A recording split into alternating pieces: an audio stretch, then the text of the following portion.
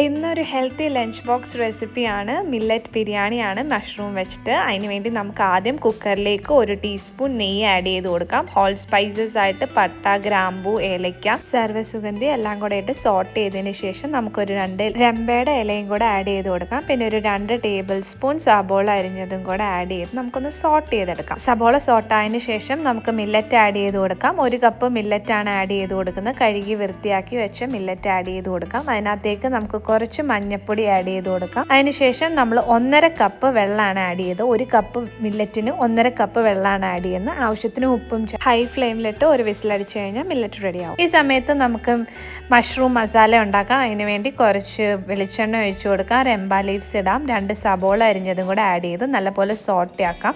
അതിനകത്ത് 1 table spoon ginger garlic paste add ചെയ്ത് നല്ലപോലെ എടുക്കാം. നമുക്ക് സോട്ടായി ഇങ്ങനെ ഒരു ബ്രൗൺ കളർ ആയതിനു ശേഷം നമുക്ക് കുറച്ച് ഉപ്പ് ആഡ് ചെയ്ത് കൊടുക്കാം.